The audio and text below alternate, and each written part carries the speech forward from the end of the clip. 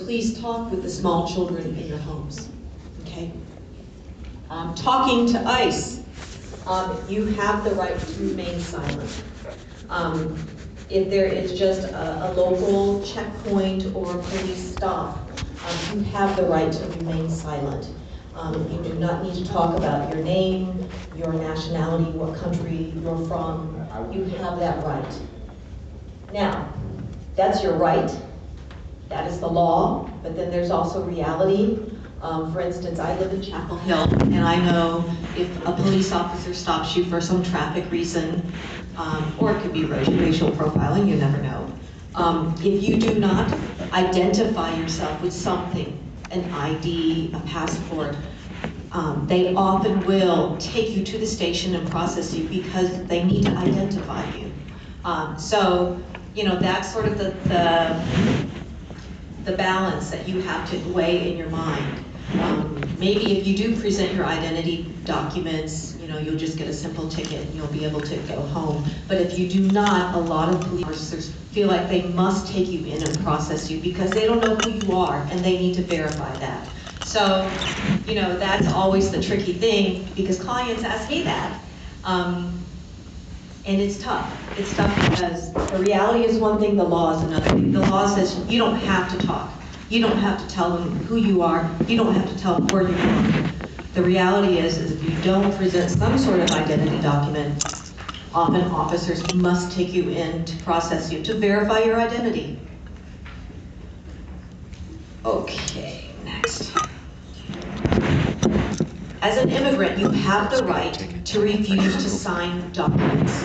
Often I hear a lot of stories about once an immigrant is arrested by ICE and they're threatened, they are coerced, they are being pressured to sign things. They don't know what they're being signed. You know, they don't know this document. You don't have to sign that document. You can ask to speak with a lawyer first to review that document before you sign your rights away. That's very, very important. You do have the right to speak to a lawyer, to make a phone call if you are detained.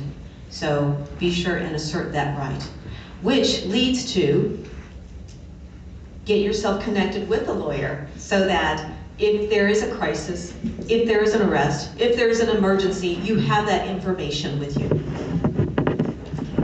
So those are like the basic, know your rights 101. Now what happens on the ground in real life is often different. I often hear of ICE officers who are abusive about following their own policies, who violate their own rules. That does happen. There are people, just like police officers are people, like you guys are people. So there are good people, there are bad people. There are racist people, there are not racist people. So what happens in reality is sometimes different than sort of these rules and these laws that I know. Do you guys have questions?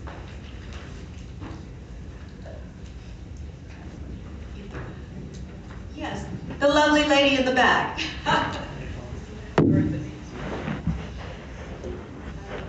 So my question is, as a U.S. citizen, if I see something happening, what can I do in support of the immigrants? Absolutely. You can be an observer. A lot of times, for instance, at protests or rallies that are where immigrants are, us lawyers will go to be observers, to take photos.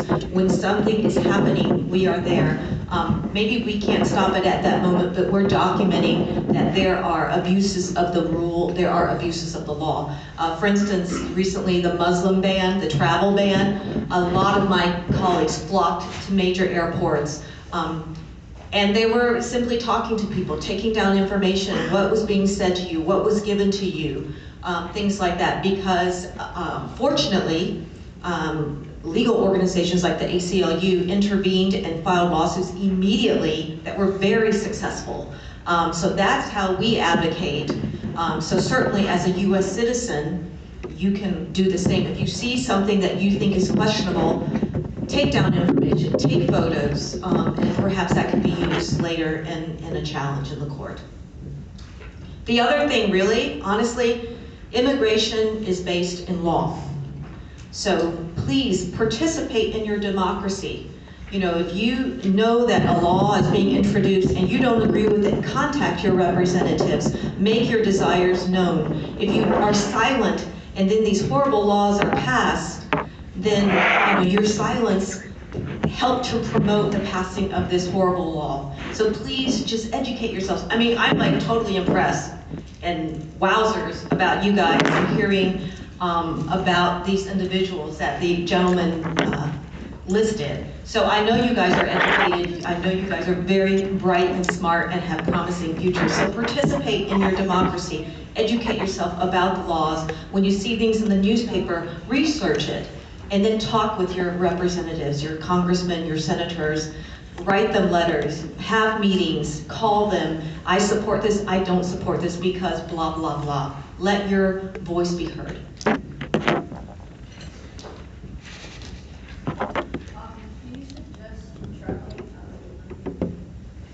It depends on your immigration status.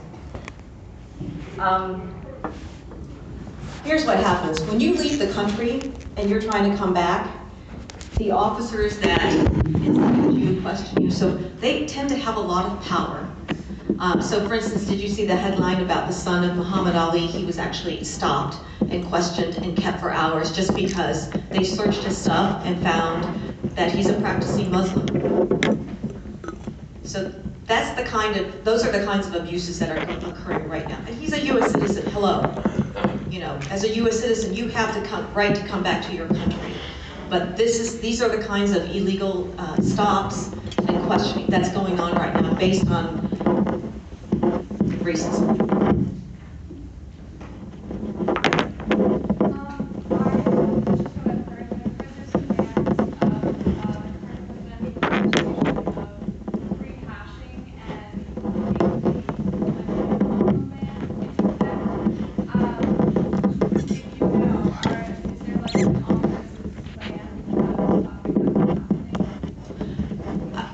That's speculative, and until there's something actually announced and put in writing, it would be hard to figure out what the legal challenge would be. But fortunately, there are fantastic advocates, like through the ACLU and other organizations, National Lawyers Guild, many, many wonderful organizations that are very much on top of that.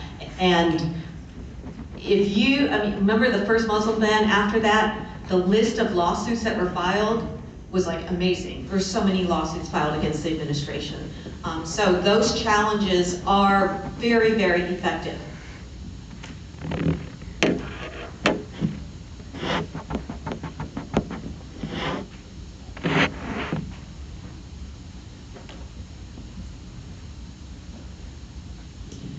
So I would just add that there's a lot of fear out there, there's a lot of panic. I totally understand that because it appears there's a lot of chaos from this administration. I mean, that's my feeling. Sometimes I wake up in the morning, there have been new orders announced, and I feel like everything I've known about immigration law, I know nothing because it's all been changed.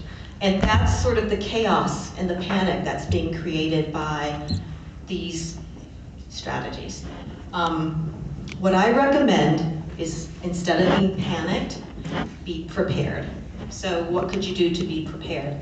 So for instance, if you have a family member who you think could potentially be at risk for being deported or removed or arrested, that family member should take steps to create documents, execute documents, to have a plan in place. What's going to happen to my minor children? Who would take care of my assets, like my house, my car, my bank accounts, my life insurance, things like that. Get a plan in place. Do everything that you can. Make sure your children's needs are taken care of in case something happens to you. Also, especially I see this a lot with fathers, if your name is not on the birth certificate of your children, do that now. You want to do that now before something happens to you, like an arrest. It's very hard to do that after you're arrested. So do those things now. Things that you didn't really think wasn't really important, you hadn't really thought about, life went on, years passed, your name is still not on the birth certificate. Do those things now. So instead of being panicked and being fearful, be prepared. do everything that you can to be prepared. Get emergency numbers, post them on your refrigerator, get names of lawyers, contact them and say, hey, something happens, can I give you a call? Things like that. That's all we can do right now under this administration. This is not the first time in history where there have been these massive, efforts to remove immigrants. This is a repeat of history. Unfortunately, we're not learning lessons from history. We're just repeating them. It's very, very unfortunate. So we will get past this. It will cycle back through history. It will. But during this time where there's a lot of people who are afraid out there, just be as prepared as you can be. And then have that peace of mind that you've done all you can do, and then you gotta let it go. You have to decide, I refuse to live in fear. I've done everything I can do. Now I'm just gonna live my life.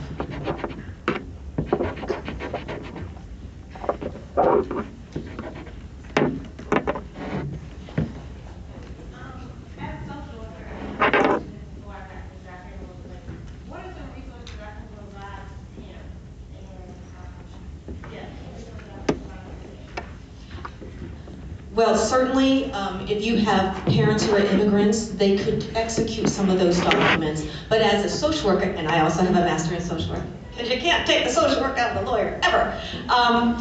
You need to talk with them about these things. I mean, it's like, have you ever talked to your grandma about her will? And it's uncomfortable. No one likes to talk about death. As an immigrant parent, no one wants to think about being separated from their kids.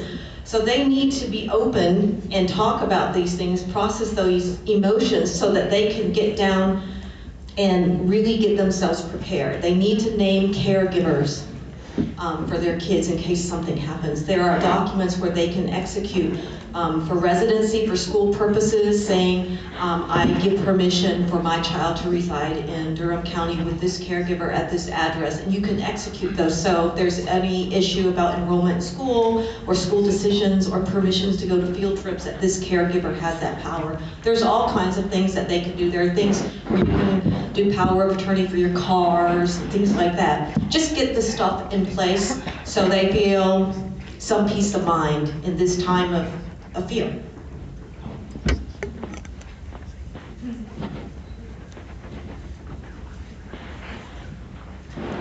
It's so quiet there.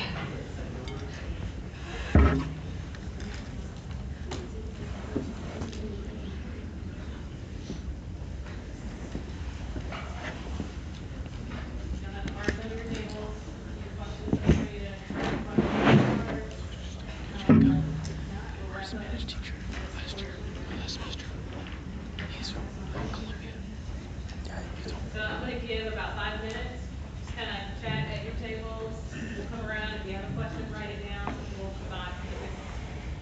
So it'll give you just a few minutes to process what you're I just have people asking, what are you going to do when Trump is elected? You're going to be deported. Aren't you afraid? He said no.